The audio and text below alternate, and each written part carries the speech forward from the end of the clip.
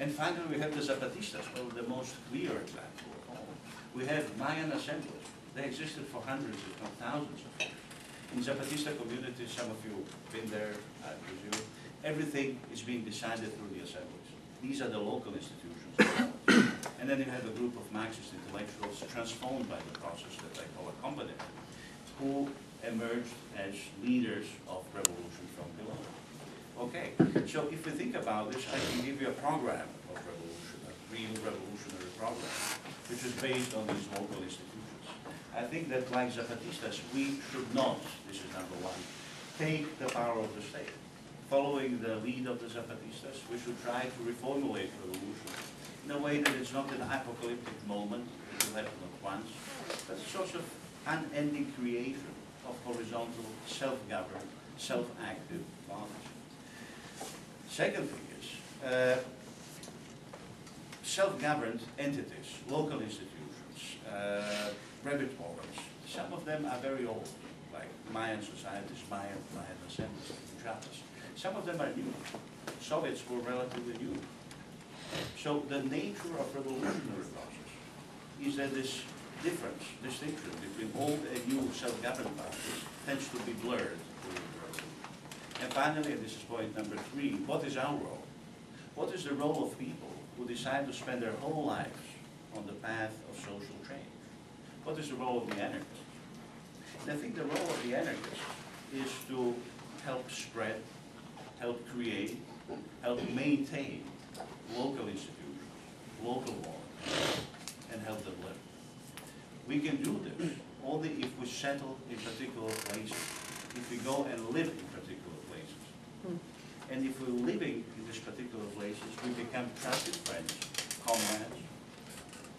And when revolutionary crisis comes about, we are already accepted as members of the community.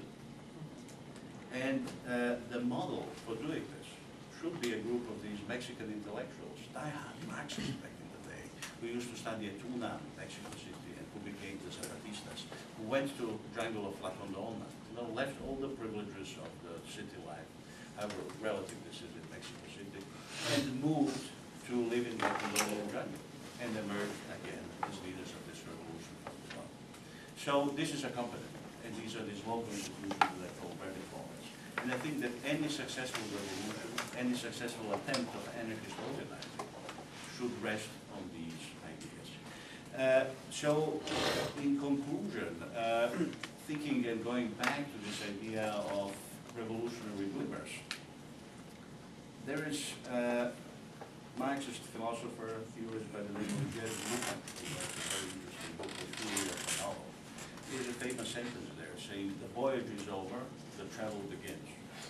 And this really applies to these revolutionary glimmers, revolutionary experiences of the past. When one glimmer is being extinguished, that means that one particular revolutionary voyage is over.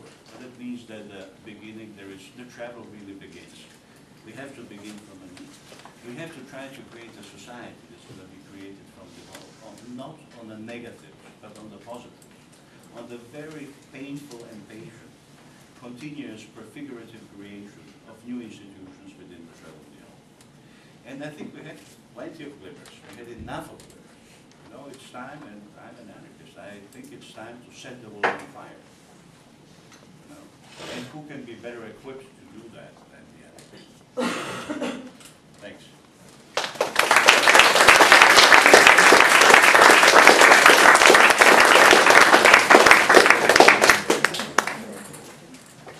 So we have 25 minutes left, and maybe we'll leave the last 5 minutes and we can each just say a few things to wrap up. So for about 20 minutes, and a lot of people have come in since we started.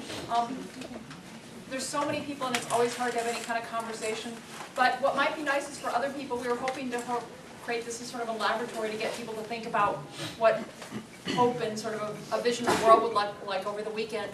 So maybe if folks want to especially throw out their ideas of sort of hopeful senses of revolution, or that'd be great. We'll just do a few as opposed to sort of a question and answer thing. Is that okay with you guys? Or?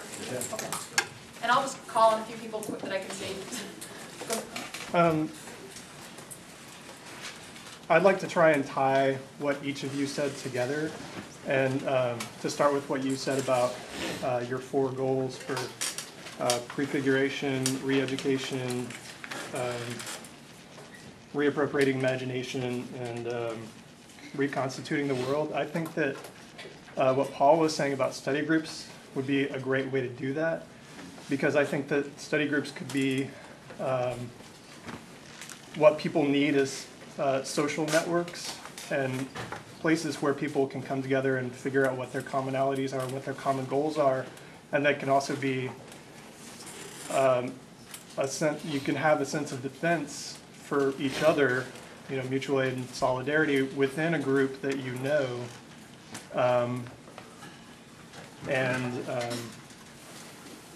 to take what Andrej was saying, figure out within that group how to defend each other and how to figure out, once the repression comes from above, how do you defend yourselves and how do you defend your immediate communities or neighborhoods against that repression, because it's going to come at some point from outside your group. And so, you know, small collectives, small affinity groups could be a great way to prefigure the world immediately, you know, instead of just coming together and saying we're going to read this book or we're going to study this particular thing.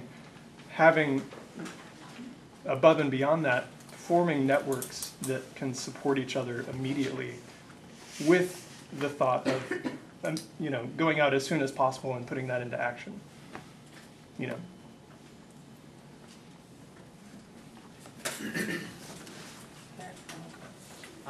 I guess first, I'd